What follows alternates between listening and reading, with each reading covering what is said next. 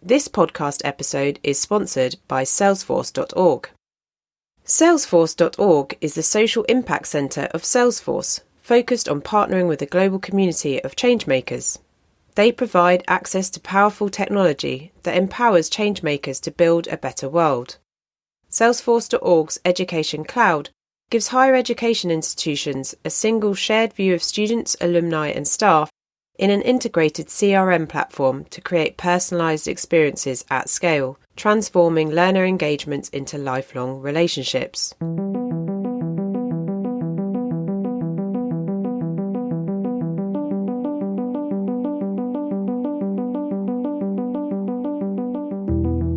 Hello everyone and welcome to The Edge, Accelerating Higher Education, Season 2 of our podcast series with Salesforce.org, where we take a fresh look at higher education and digital transformation. What's happened since our last series? Well, first there was this. COVID-19 can be characterized as a pandemic. Then there was this. So all classes at Harvard University will be online next school year. And throw in a bit of this. This. We have been seeing activities that were putting students under real undue pressure, like 30,000 unconditional offers being made in 1 week alone. And this. Reprieve for international students who risked being deported. The Trump administration rescinded a policy that would have forced them to go home if their schools offered classes entirely online. Phew! Needless to say, it's been a bit busy and a lot different, and university teams globally have been flat out preparing the best experience possible for their students.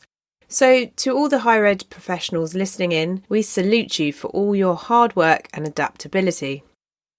In this first episode of our new season, we are in conversation with 4 amazing guests about campus reopening to help share sector ideas around contact tracing, wellbeing, hybrid teaching and learning, and innovative student experience. As well as this episode, I'd also recommend checking out the Guide for Universities on Reopening Your Campus Safely, which Salesforce.org have kindly designed to assess where you are in your own response to COVID-19, and which we will drop in the show notes. Okay, here we go. Time to meet this week's guests to find out what's been keeping university presidents and pro-vice chancellors awake at night.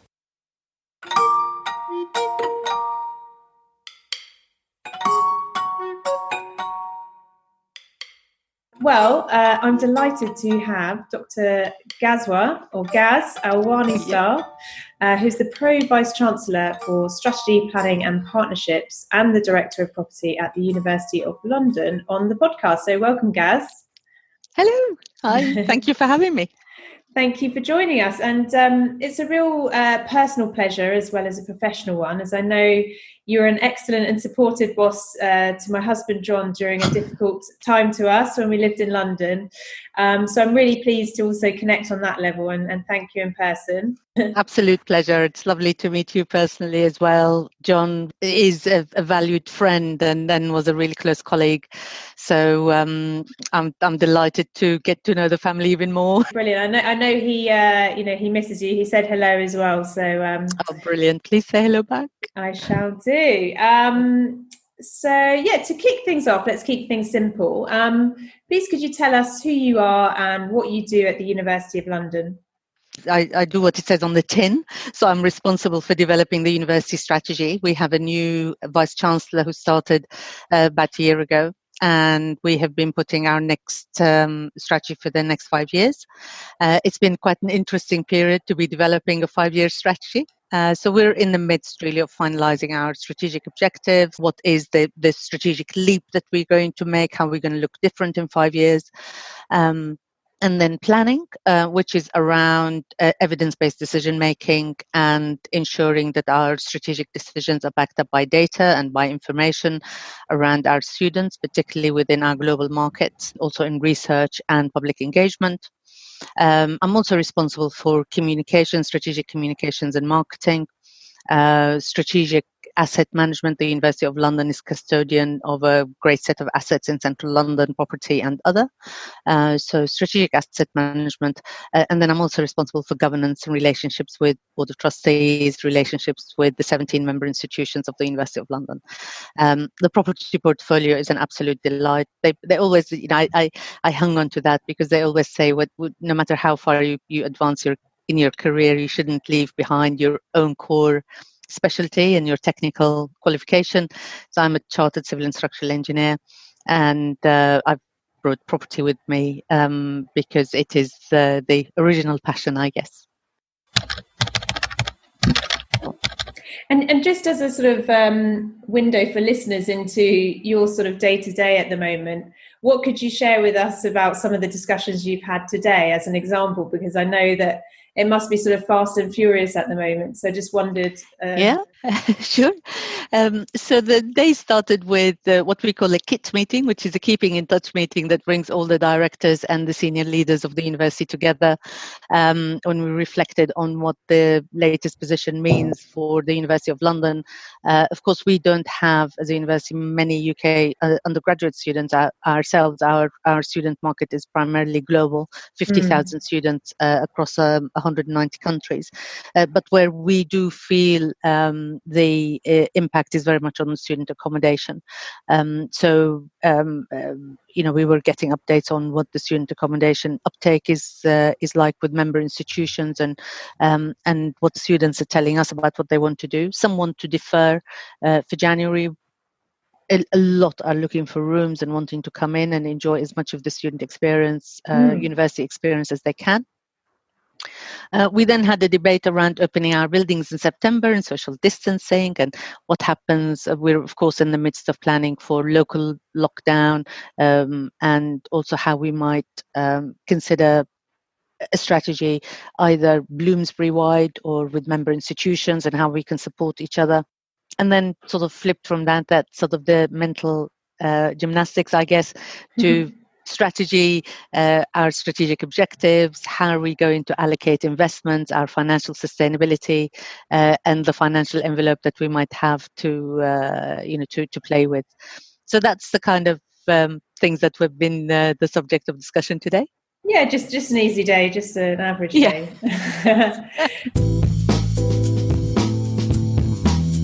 Well, thanks very much for the invitation to participate in your very prestigious series of podcasts. My name is Santiago Íñiguez. I'm president of IE University in Madrid, which is an international university, probably the most diverse in terms of number of nationalities and percentage of international participants across the different programs, with over 75% of international students across the different degree programs on campus. But let me just briefly say something about myself. I've been, before becoming president of IE University, I was dean of IE Business School for 17 years. And I've been an academic since my graduation at different educational institutions. I also worked at different consultancy projects. And then I was involved on different endeavors and tasks related to quality in education in associations like EFMD, the European Foundation for Management Development, or AACSB, the American and Global Association of Business Schools, where I became the chair of the board. I serve on the board of different universities and business schools in different continents. And I'm also involved in different associations and networks. I write frequently and publish on LinkedIn, where I'm an influencer. And I also publish on academic publications. And I've been publishing different books over the years. My latest one was actually related to female philosophers and their contributions to the world of ideas as applied to management and real-time business. So it was a fascinating work. But let me just mention something about IE University, because we are quite young. I mean, in fact, very young. We were only created 12 years ago. by the business school. So we actually went the reverse way to what happens at other universities. They create business schools. We were a business school actually creating a fully fledged university, which now has 5 different schools from architecture and design to law and global and public affairs, as well as human sciences and technology, and of course, including business. The business school's values and the university's values mostly include the diversity and inclusion, international orientation, entrepreneurship, which is very much on our DNA, innovation, and we have been experimenting every year, introducing new programs, launching new methodologies. And this is actually reflected in the way we deal with technologies, both in terms of contents as well as in terms of platforms and educational methodologies. And finally, we aim at developing not just the best possible professionals, but also global citizens with a sense of humanity and committed to a sustainable world. So I guess that the sort of graduate that we produce is very distinctive, entrepreneurial, but at the same time committed, and ambitious, but at the same time very much aware of their duties as global citizens. With COVID-19 being determined as a pandemic in March 2020, the impact on student numbers for universities was still unknown. Whilst initial application data from organisations like UCAS suggested prospective students were hedging their bets, there was still a very real fear that students might defer.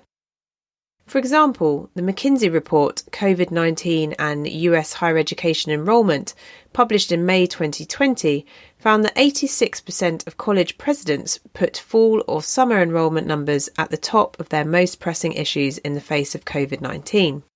At the same time, online learning providers were reporting a tenfold increase in sign-ups and associated revenues.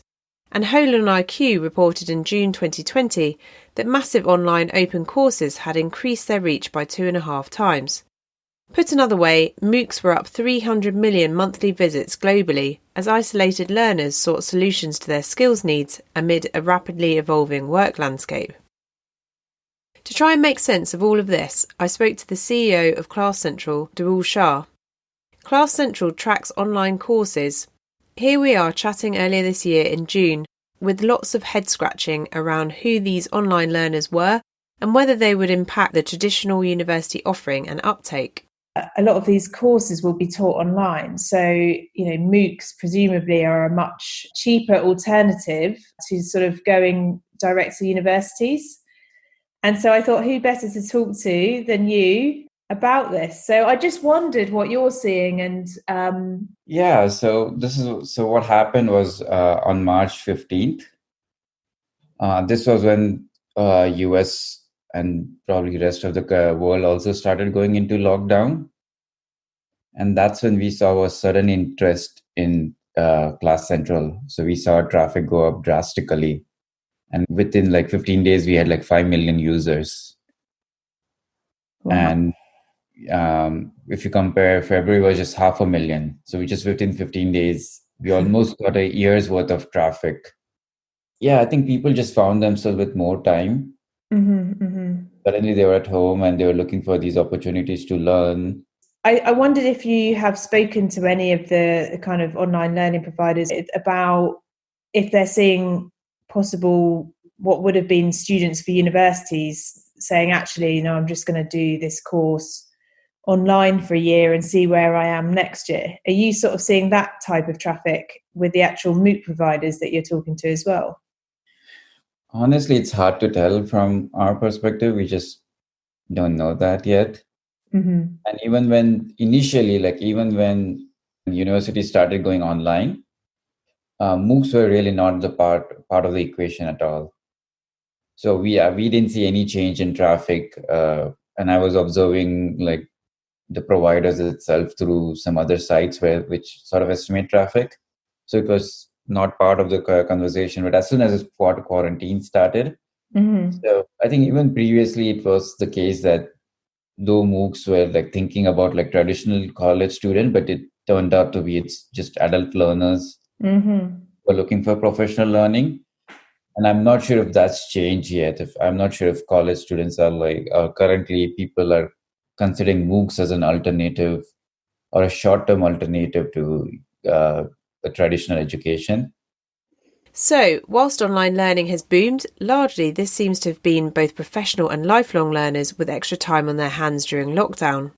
Fast forward to more recent times, and I asked both Santiago and Gaz about the impact of COVID on their specific student numbers and the usually so well-oiled student admissions and assessment processes. I think the highest really thing on my mind at the moment is the roller coaster that students have been through in this year and the state of mind they're going to be in when they join us. Of course, some of them had huge disruption to their studies through strike actions, industrial actions before COVID. Then in the last term, the COVID, I would consider it, a global disaster, really. It really impacted on young people's lives in many ways. Having to go back and live with your parents and be in lockdown and not enjoy your final term of the year. But then also for A-level students having disruption to their A-levels, not knowing how their results are going to be worked out. And then, of course, we've all witnessed what's happened in the last few days since the A-level results have come out and the roller coaster that they've been on now. So turmoil, I would say, for young people coming to us in September, whether they are returning students, second and third years, or first year students. And I have no idea what the numbers are going to be. We read today, on the news that the number controls have been lifted on many subjects. Universities have to offer students their firm choice university. I think there will inevitably be some deferrals to next year just because of capacity issues. I think this is a really interesting point. I was just having this conversation over lunch that, it seems a matter of weeks ago, everyone was sort of speculating about, whether students would turn up and, whether universities would be left with gaping holes in their student numbers. And then sort of with the debacle around exam assessment and the A-level places, now the conversation has almost flipped 180 degrees to, are there enough places? And so that's quite an interesting switch without much discussion in between, it felt like. Absolutely. It really is. It has been a roller coaster of a few days. It could be a bumpy year for recruitment on many fronts.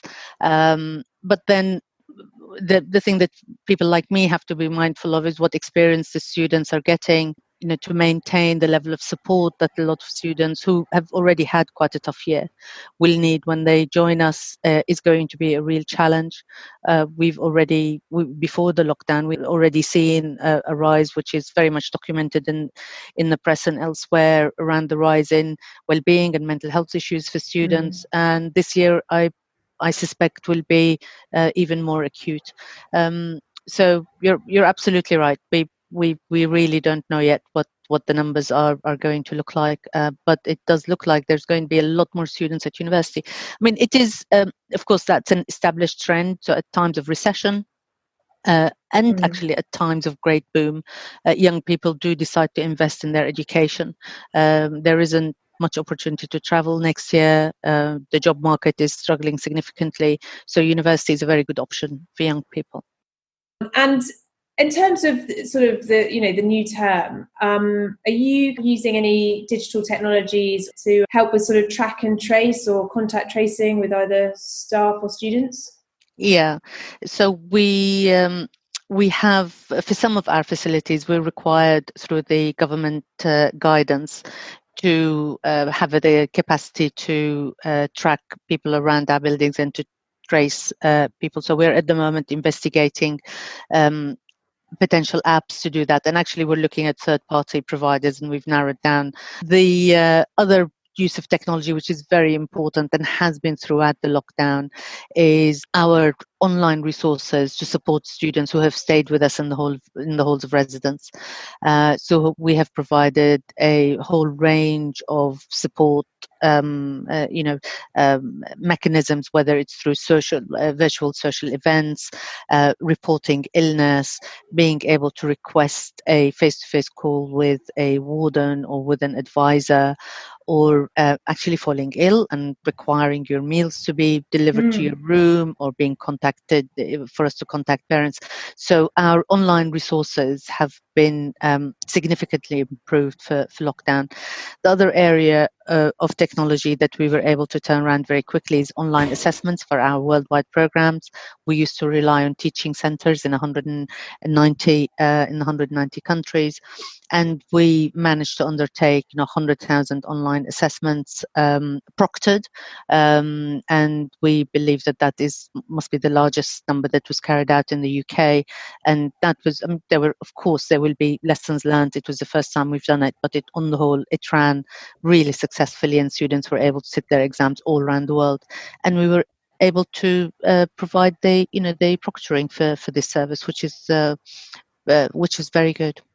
I mean, that's really fascinating, and I just wondered if, as part of any of this, which is a great experiment for all of us, whether you'd be keeping any of these developments that have been a response to COVID. So, for example, you mentioned the teaching or assessment centres, but now, would you consider keeping that online assessment or keeping both, perhaps? 100%. We undertook a survey of the students who took the online assessments, and we have the first set of results. We were looking at them last week. The students found it a very helpful way to sit their exams. They found the experience supportive.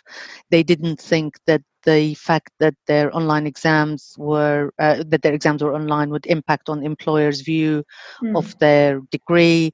They didn't think that it'll affect the value of their degree or their employment options or anything like that. I think the world has made a step change. All the things that we've been talking about for the last probably 20 years, we need to invest in online teaching. We need to enable students to study wherever they are. We need to enable students to sit examinations wherever they are.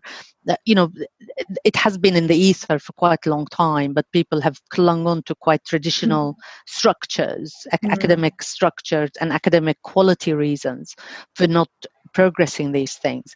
We have had to find solutions, and we did find solutions, and we've implemented new ways, and I can't see us going back to the old way now. I don't think students would let us, actually. I think students who have experienced those technologies will want them to continue. And it's interesting that, the universities managed to find an assessment solution. And I do kind of wonder, slight aside to this podcast episode, but with the exams crisis, it does make you wonder why that wasn't possible in terms of assessment for, other stages of learning. But anyway. Yes, absolutely. I guess we had a tiny little bit more time than government would have done. I guess the exams would have happened a little bit earlier, but certainly the learning is transferable and should be adopted more widely. And when you think of students who struggle to access higher education, which is access and inclusivity is within the DNA of the University of London. So enabling all those who want to access higher education across the world to be able to do so, and to access really quality degrees and get quality qualifications is something that is at the heart of our strategy and at the heart of our being. Then this move to online teaching, online assessment will enable so many more people to access higher education in the best way that suits them. So I think it's great for higher education and great globally. Well, that's a very interesting question, because we were thinking that given, the problems for international mobility, and we have been particularly active here, we actually led a manifesto in defense of international mobility for students that was actually signed by leading universities, including Harvard, Yale, and others. No? So what we have done is actually tracked on an individual case, student by student, what is their status, and try to help them reach Madrid. So we were actually thinking about even, renting private jets in order to gather participants from a particular region or a particular country in order to guarantee that they could come to Madrid. But as I said, since we offer hybrid formats, they can begin their program and then come whenever is more convenient for them or whenever, mobility becomes easier. But actually, the composition of the class has not changed, dramatically. What we notice is that there are more difficulties for coming into Europe from some latitudes, particularly Latin America and Africa. And that's why we are taking special measures in order to bring those students into Madrid, into our campus.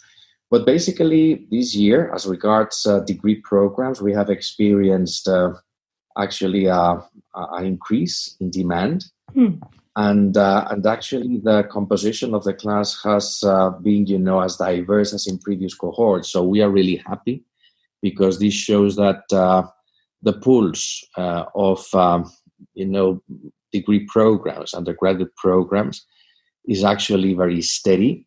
That young students want to have an international experience. They really value moving across the world, and they are true international citizens who enjoy engaging with people from different cultures. And what we discovered, of course, when the pandemic started months ago, is that we should run most of our admissions process, or all the different stages of admissions, on an online format or virtual format. And this is what we did. We actually passed all the different stages, interviews, tests, and all that stuff into an online format, which has helped, of course, a lot developing the different processes. We have also been in very close contact with all candidates in terms of providing them updated information on the state of pandemics in Madrid and in Spain and elsewhere in Europe.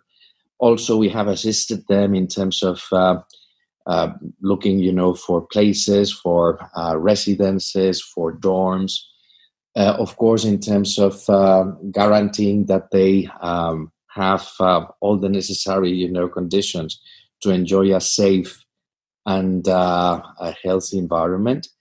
We have also anticipated some of the requirements for attending on a hybrid format. So we have make them become more familiar with our platforms, educational platforms, which includes, for example, the Wow Room, which is a platform that we created that includes a very interactive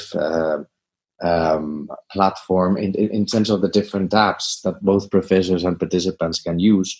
So we have been in very close contact with all the candidates over the past months, guaranteeing that they were confident on the circumstances that they will find here in Madrid, and responding to every single question, not just with them, but also, of course, with their parents, who are also a very important stakeholder of our university as regards undergraduate programs.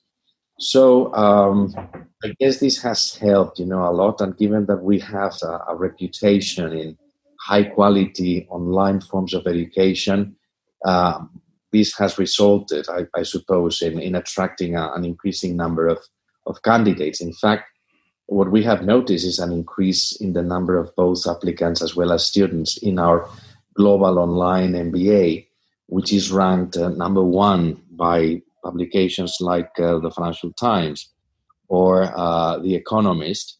And we expected, this to happen, but we weren't sure given the uncertainty and the volatility in markets, and this has happened. So we are happy that, the market actually recognizes the merits of this program. So the appetite for university appears undiminished by what has happened this year.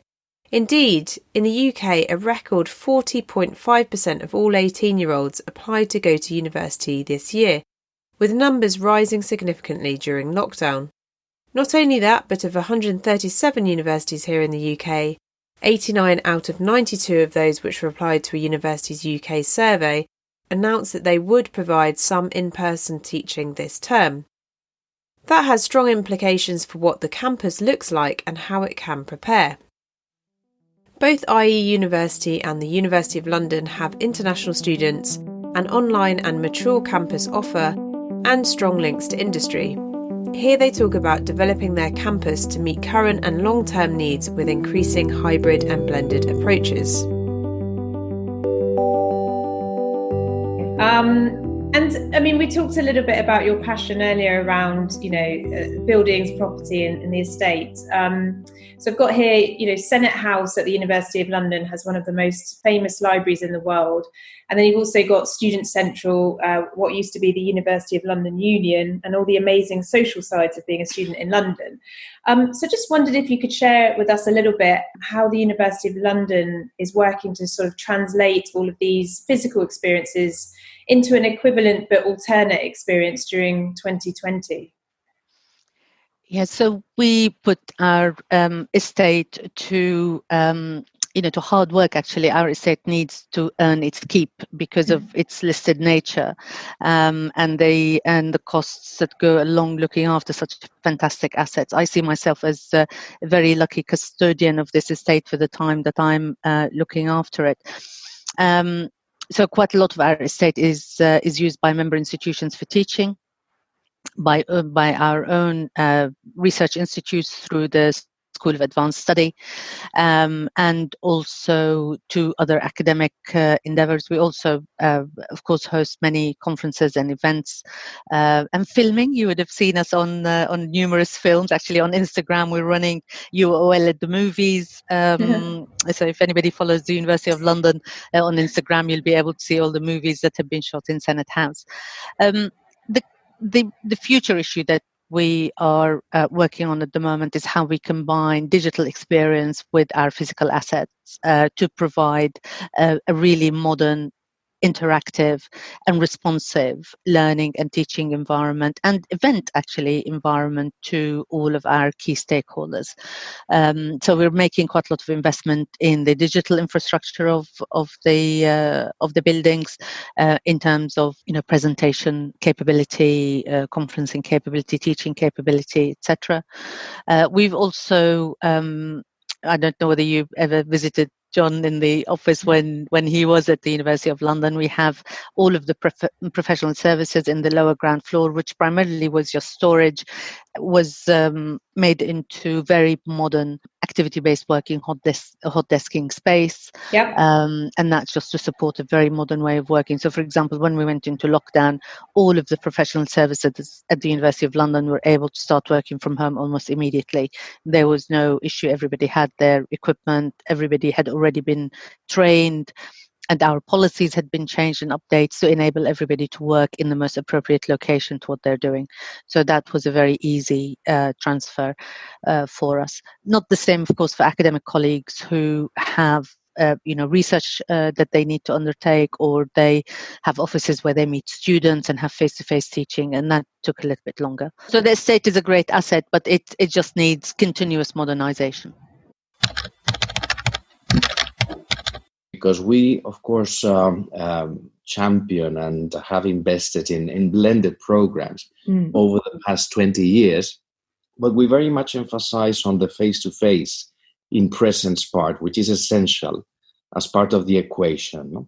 So we don't run purely online programs at present, although, of course, the pandemic has forced us, particularly over the past months, to run most of our classes on an online or virtual methodology. But anyway, in fact, we have already opened our campuses here in Spain. We have two wonderful campuses, as you were mentioning, one in Madrid, in downtown Madrid. So students are actually able to enjoy all the wonders of the city. But also we have a campus in Segovia, which is just 45 minutes from Madrid, in a monastery of the 15th century. So it's a magnificent environment in order to reflect and enjoy both the academic experience as well as interacting with your peer students, and of course enjoying this very historical, very well-preserved city. So what we have done is actually introducing the strictest sanitary protocols here. Over summer, we were working on transforming all the facilities in order to provide the distance measures which are required by the government. And this, of course, means that classes will not be composed of more than 25, 30 students in order to guarantee enough space among them. We have also changed the way people enter and exit the campus and directions across the different corridors. We have introduced all sorts of health and sanitary instruments on campus. And most importantly, what we are actually providing all of our students and staff and faculty and visitors on campus is tests, medical tests when they arrive.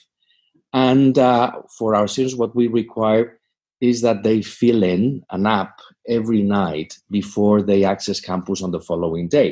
Mm-hmm. So we have real-time information about the medical status of all the people that visit our campus, which is probably the best possible guarantee that you can implement in order to provide the safest campus to the people who enjoy it. Of course, nothing guarantees that the virus may enter in some way at some stage, or someone may be contagiated. Or so what we have also implemented is a number of protocols in case this happens, and we will separate the people who are infected, the class, the section, whatever, and apply the strictest actually measures in order to guarantee that people don't get actually contagiated. But apart from this, I guess it's a question of personal responsibility. What we are emphasizing very much is that our students and, of course, the faculty and staff should take care of themselves and be aware of what are the norms and the principles that they may implement in order to avoid, putting the others at risk. So everything is actually prepared to receive the students on campus. We have already begun with the courses that started in previous years. And we plan to open the first, this next year class on Monday next week. And what we hope is that we can actually run most of the activities in presence, face-to-face. But of course, we are prepared and everything is in time and place in order to jump into hybrid formats in case this is required. In fact, what we know, because we have tracked the students and not just the new students, but also those belonging to previous cohorts, in order to see whether they have any problems, difficulties to get their visas or to access Madrid or international mobility issues, all that sorts of things, which are actually probably the major problem. And we have tracked all of them, and we provide those who cannot attend face-to-face in present classes a hybrid format. So they can actually attend from home or from their home countries in case, they cannot attend for whatever reason, or in case they cannot come to Madrid. So we're actually running this hybrid format that provides the most ample flexibility at the most convenience of participants and students. Bringing students back on campus comes with its own challenges. In episode 198 of the Edtech podcast, our guest from the University of Lincoln told us that the first week of university in the UK is the largest movement of the population outside of a religious festival. During a pandemic, this comes with added complexity for obvious reasons. Indeed, the Scientific Advisory Group for Emergencies, or SAGE, has said that significant outbreaks of COVID-19 linked to universities are highly likely. So, in order to best track and maintain the health and well-being of staff and students, and maintain that crucial trust as a civic player in a physical environment, many universities are deploying technology in a new way. Hi, Sophie. Thanks very much for having me on the podcast. So as you said, my name is Geshri Ganasekera, and I'm the Senior Director for Institution Success at Salesforce.org. I work on a global team that focuses on the unique needs of schools and universities related to learner success, areas like recruitment and admissions, advising, career development on one hand, or institution success on the other hand, areas like alumni engagement, the faculty and staff experience, unified marketing and communications, for example. So my day-to-day focus is on the latter bit. We're recording this in August 2020, so COVID-19 is always going to be a factor of this discussion, and it's obviously had a huge impact on the higher education sector. I wondered if you could share with us some of the conversations you're having with universities at this moment, and especially around sort of campus reopening and thinking about the new term that's coming up. Of course. Well, Sophie, as you know, we're still in the middle of this crisis, so the full extent of the impact is yet unknown. And this is really the precise challenge that we see every day as we talk to universities about making reopening possible. We've been working with universities in a few different ways, but the needs have been fairly consistent in terms of the questions that we hear being asked. How can we inspire confidence in our students, faculty, and staff? How can we contain disease spread if outbreaks occur? And finally, how do we provide unified communications in a rapidly changing environment?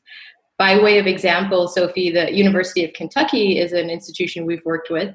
For those unfamiliar, it's a public research university here in the United States of around 20,000 undergraduate students. And they are using Salesforce to do wellness monitoring in addition to contact tracing for all of their students. They're also using one of our solutions, Marketing Cloud, to provide that unified communications around what they're calling a healthy behavior campaign.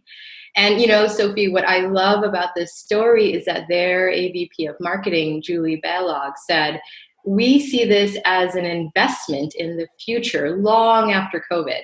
This will allow us to provide holistic support to our Wildcat community. That's their school motto. And so what we're seeing is beyond the crisis management part, you know, we're really humbled to be working with institutions around the world in a number of ways. I know you are in the UK, and so just thinking about that region, we've had institutions like Duale Hochschule in Heilbronn, Germany, that's using our learning platform, My Trailhead, and a collaboration tool, Quip, to transition lectures to digital. The London School of Economics used Salesforce technology like Community Cloud to really enable professors to review student content, in addition to using our Service Cloud to support faculty as they transition to digital. So as you can see, the conversations span everything from health and safety and wellness to nuts and bolts of transferring learning from non-digital to digital medium.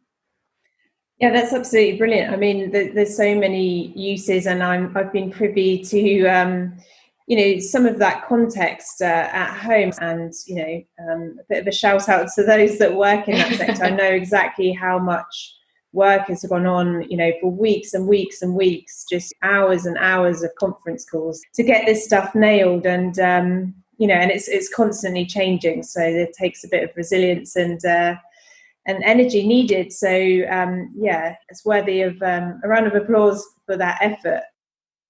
You mentioned contact tracing, and so I just wondered, could you share a little bit more about how you're helping institutions to do that? What we're learning is contact tracing is just one facet of a much bigger plan and multifaceted plan around keeping students, faculty, and staff healthy and safe. And as we know from what the science tells us, contact tracing is helpful to a certain limit of contagion. And once you get beyond that, the return in terms of helpfulness is diminished. And so there's really sort of a time window in which contact tracing can be quite helpful. So we approach all of this, I think, with a degree of contextualization and understanding what can be helpful when. And there are many kinds of contact tracing out there. It's probably one of the buzziest buzz terms I've heard talking to our community, and everybody simultaneously wants to do it and is unsure about what it means sometimes. So just to be clear, there are typically two big categories of contact tracing out there. There is what's called proximity tracing or automatic contact tracing that's relying on some automatic technology like Bluetooth or Wi-Fi pings. We do what's called manual contact tracing. So it's very much human-led, and it's really more closer to case management. So the idea is the university perhaps distributes a survey out there, or they make known a hotline that constituents can call if they're feeling unwell, or if they're doing the surveys, they're on a fairly regular basis sending in how they're doing, how they're feeling. And if a constituent reports that they are feeling unwell, then this is where contact tracing can kick in, and a human being who's performing the function of being a contact tracer would reach out and talk to you and screen you, run through a series of questions to really ascertain how you are feeling, whether you are symptomatic of COVID-19 or if there are other issues going on. And as part of that, they would ask whom you come in contact with, and use that to create a map, if you will, of other potentially impacted individuals that were in the same physical space as the person who initially called in. And so it's very much, again, a technology that's supporting an existing strategy at the university. And, we see this playing an impact not just for COVID-19 and contact tracing, but as you heard from that University of Kentucky example, being sort of a new infrastructure for just connecting with students on a regular basis about other wellness issues as well.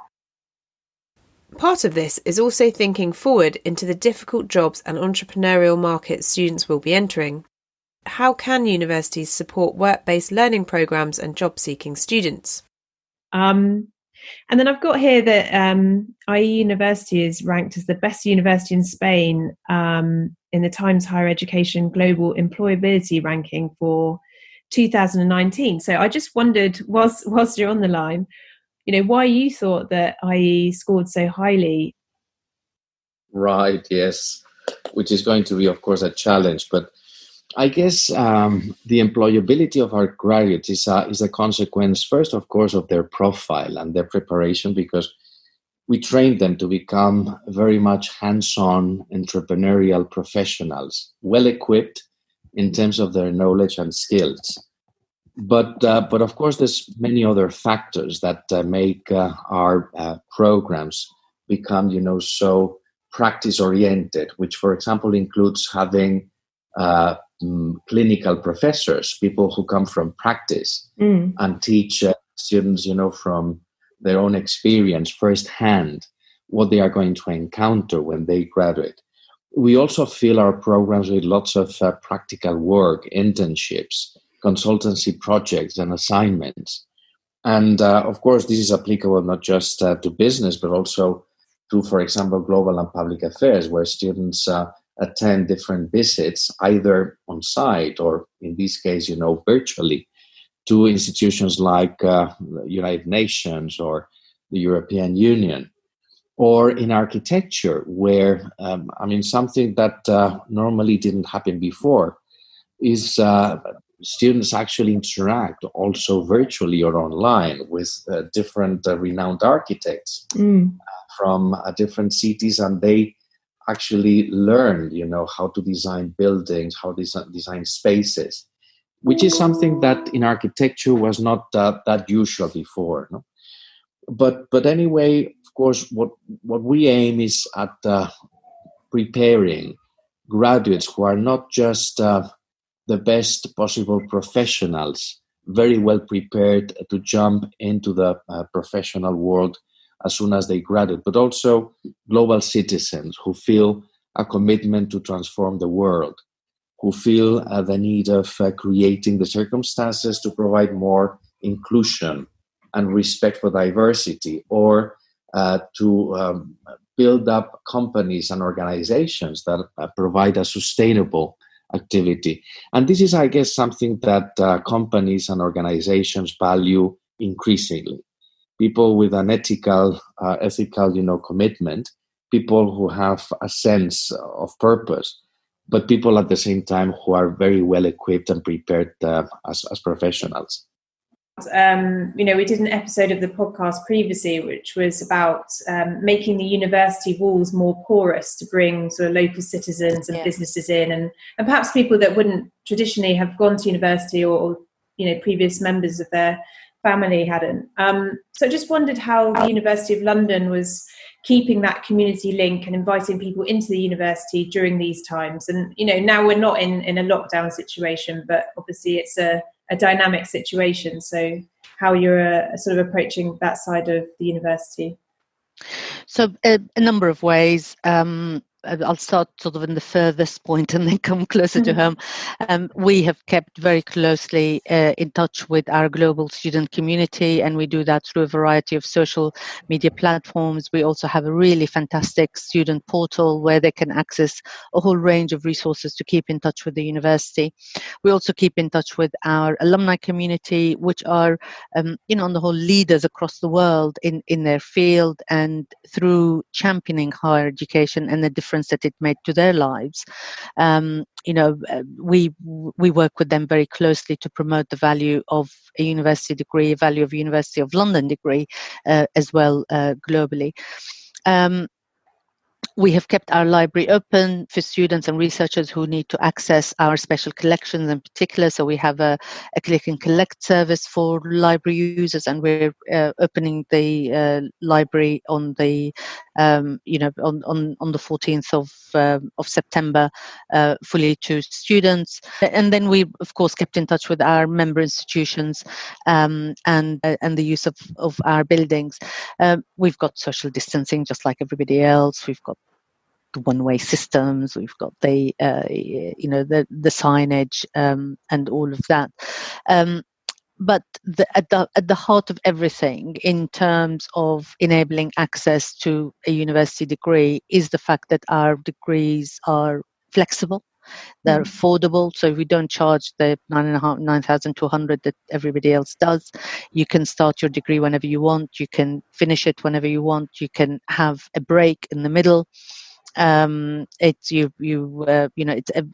modules are credit bearing, so you build your credit as suits your life. We also have teaching centers across the world, so if you don't just want to do online learning, you can get face-to-face teaching through accredited teaching centers across the world. And we go out there, the University of London colleagues in worldwide and in the development office go out and see students face-to-face and hear what they need and provide the support that is requested. As we know, university is not just about studying and not just about jobs. It's also the sense of belonging and student life. It's about redesigning virtual student experiences and offers based on new needs. And the good news is there are some truly imaginative approaches being developed. How IE University sort of caught my eye and I engaged with the university about this interview was the amazing work that was being done around technology to actually keep student life going, probably more so in the middle of the pandemic at its peak for 2020 anyhow. And I just wondered if you could share with our listeners some of what IE University has been up to with regards to student experience. So the graduation ceremony that you've been holding and social events and other ways to maintain that sense of student belonging. Sure, and as you say, extracurricular life is a very important part of the experience. I mean, not just attending classes, either in presence or on via Zoom or via Wow Room or any other online platform, but also whatever happens outside the class, the way you interact with your fellow students, who in our case belong to many different cultures. So it's part of the learning process, what you learn from different ways of thinking, different visions of the world or of the good life. So what we have promoted over the past months is that most of those extracurricular activities, the initiatives that are run, for example, by the more than 60 different clubs existing on campus, is that they were also run online or in the most possible interactive way. So given that meetings of more than 10 or 20 people were not allowed, what we did was actually passing many of those meetings to interactive formats. And this goes, from wine tasting sessions to discussing about music, to attending, of course, online concerts, to engaging in discussions about politics or about literature or about fashion or about the different regions and countries that are represented on campus. So on average, this means that every week there were more than 10 different events that were extracurricular, that reflected, that diversity and richness of our university, and were attended by lots of students who really appreciated, interacting socially on those platforms. In addition, of course, we have followed closely where our students were, whether they returned to their home countries and continued attending their programs from there. And we were calling them or contacting them, from time to time to check whether everything was fine, was all right. We also provide, services in terms of well-being and in terms of, being properly, focused on your programs and on your duties. So I guess in these circumstances, when people, are under a lockdown and may feel, more alone or more detached, what is particularly important is actually provide this personal touch that can take many, many, many different forms. But you were mentioning graduation, and of course we organized a graduation which was very special, not just conveying or running the typical commencement ceremony online, but actually arranging a sort of activities around this commencement ceremony, which included, for example, this session with world star Steve Aoki, the disc jockey who's actually, he did an excellent job, and I guess that many students enjoyed that, and they met at different places in groups of less than 10 participants in order to enjoy together, this session. Or we also had a gastronomical feast with Dani Garcia, who is a renowned chef here in Spain, 3 Michelin star, who cooked, a sea bass in his own way with all the participants. Of course, participants were given all the necessary ingredients beforehand. Or the participants were also able to attend, a well-being session. So I guess that all the graduates enjoyed this very much, and I guess that their parents also did, because what makes a university offer attractive is not just their programs, the classes, what students learn in class from their professors and from their fellow students, but also what happens outside the class, which actually provides and rounds up, the total experience lived at the university. This episode has charted some of the changes around campus reopening in 2020 and beyond. It's been a challenging year, but a year which has set the higher education sector on a different trajectory. There have been new ways of thinking or an acceptance that things will have to be done differently.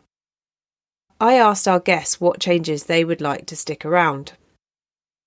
Many of the things that we have implemented over the past months are here to stay. This pandemic has affected the educational sector, universities, but also, K-12 and particularly executive education, which used to be very traditional, lifelong learning. So all the different segments of education will be affected in some way.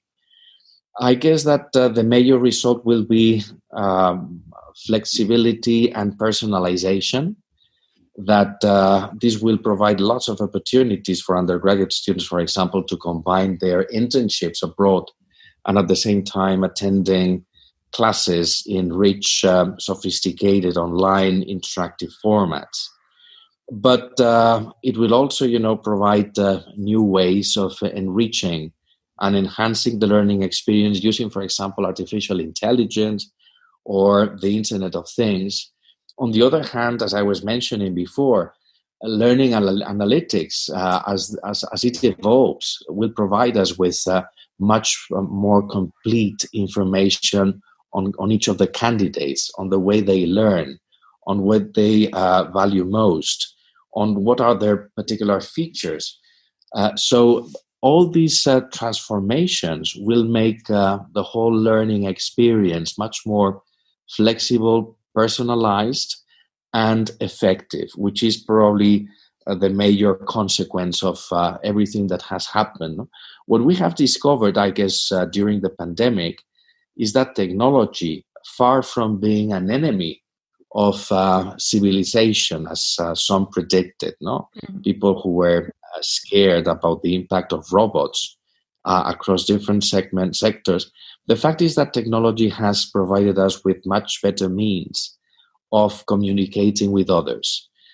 Over the past months, I guess, over the confinement, many of us have talked more with former friends, with members of our relatives, members of our families. No, we probably interacted even more intensely with our own colleagues at our places, at our workplaces, and so think about combining the best of face-to-face, in-presence forms of socialization and interaction with these very rich forms of online and virtual and technology-assisted ways of learning. I mean, we can actually make the whole educational experience much more richer. And this affects, of course, all segments of education, as I was saying, from primary and secondary, even from kindergarten, I would say, up to lifelong education, which is very much in need also of transformations in this respect.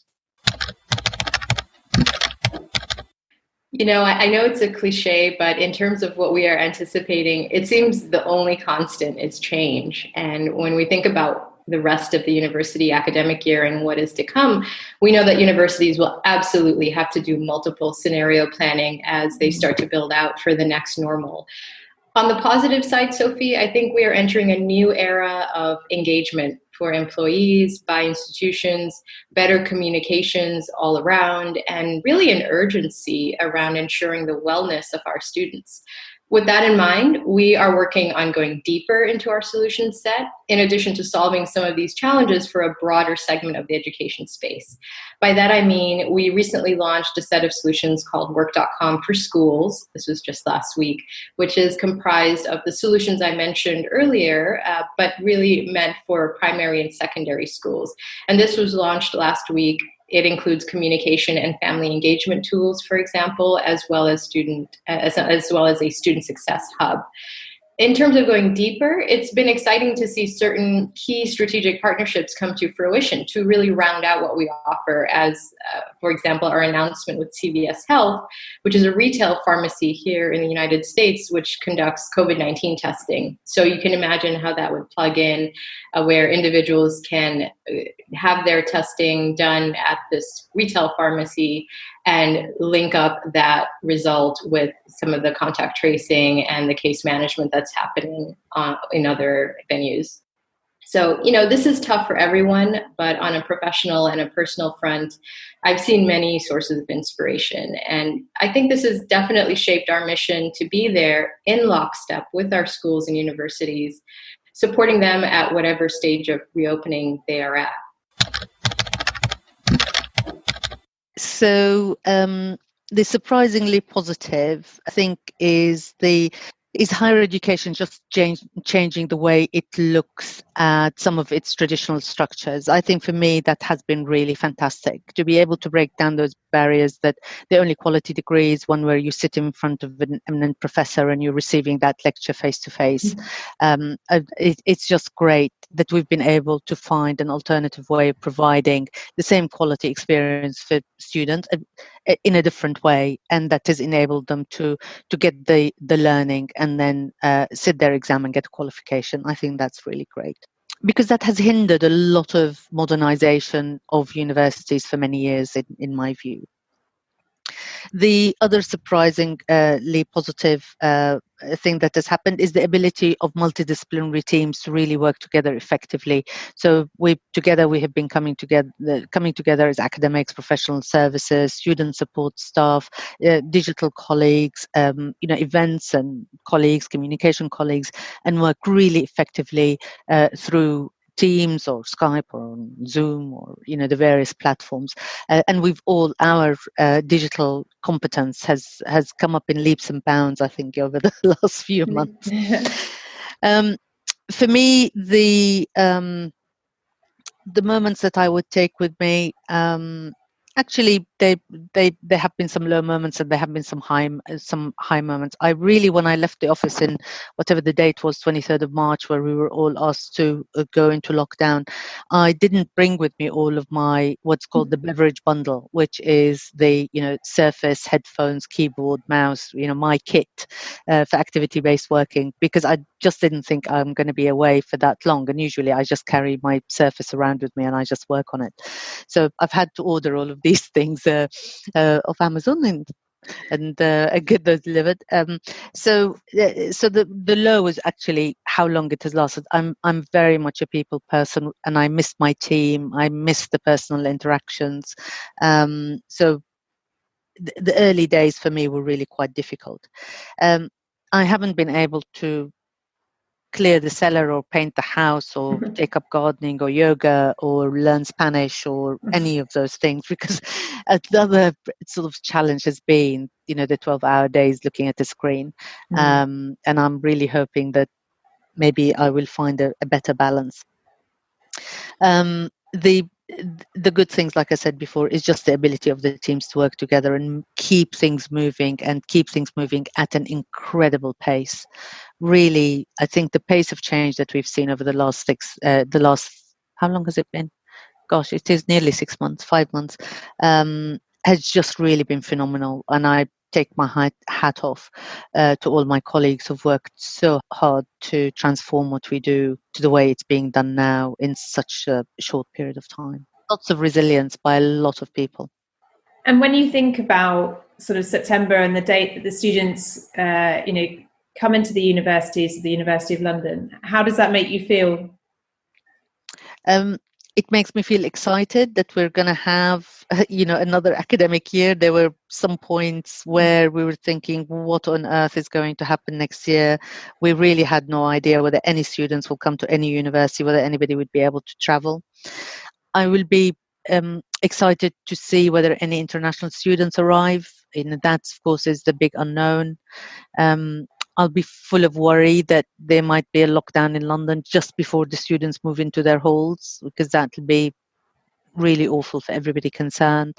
Because I think if we have a second outbreak, we would be able, now we've learned how to do it, students will stay in halls, we'll look after them, we'll make sure that they stay safe and well, and their teaching is going to be, for the majority, blended, the new 2020 word.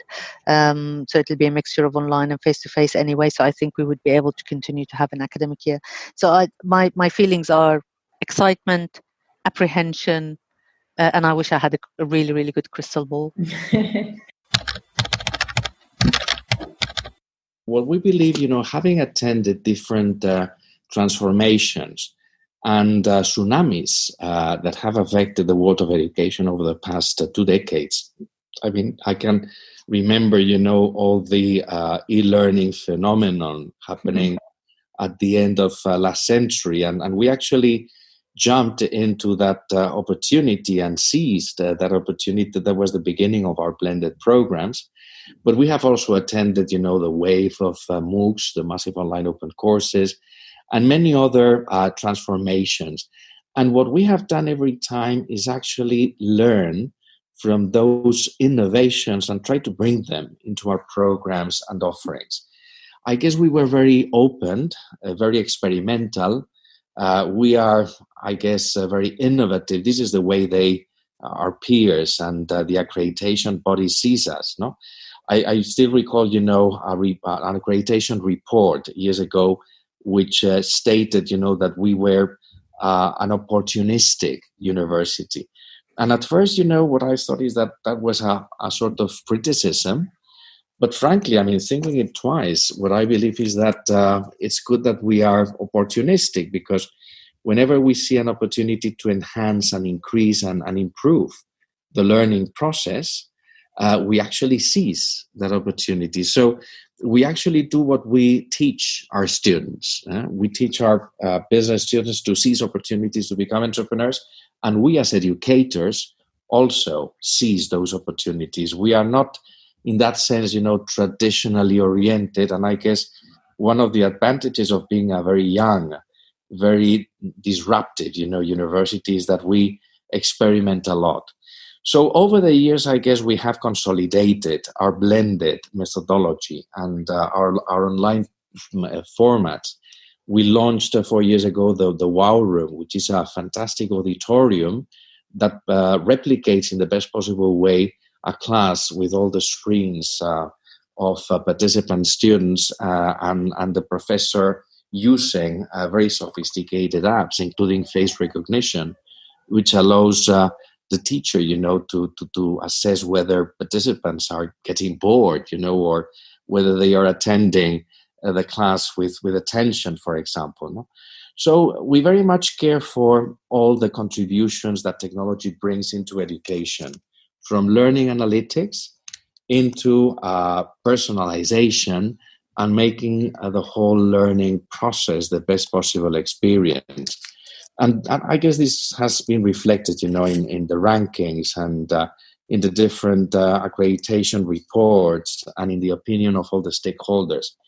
And if you ask me actually what is the main advantage or competitive advantage behind all these efforts and initiatives, what I guess is that we were able to develop a faculty who is very committed. In the end, is not the content, is not the platform, is actually the experience that provides, the best possible asset. And that experience is actually provided by faculty, who are the orchestrators of the whole learning process. Faculty and professors who know how to manage the platforms and who know how to make the whole experience the best possible case for each participant and student. That is our secret, I guess. Very quick final one-liner bonus question. So you mentioned in your writing that you looked at female philosophers, and I wondered if, when you think back to those female philosophers, if there are any that would help shine a light on our current circumstances and provide some useful reading or thinking for anyone listening in. Absolutely. And let me just mention maybe two. One is Martha Nusbaum. She's an American philosopher who is known for her defense of humanities in the curriculum. So Martha Nusbaum she's actually, a leading philosopher. I would refer to maybe a Spanish philosopher, Adela Cortina, whose last book was actually about what she calls aporophobia, which is hating of the poor. What she explains is that our aversion to migrants, to people who come from Africa, or in the case of the Americas, people who come from the South, is not related to necessarily different race, but their status as poor people, as needy people. No? And this is, of course, based on biological traits, the way our brain, is configured. And what she explains is that the way to overcome, this resistance, which is a bad thing, is through education. I mean, becoming more knowledgeable, for example, about African culture. Africa, for example, is a continent, is a mystery for many people. People consider Africa as a single continent, a single country, a single market.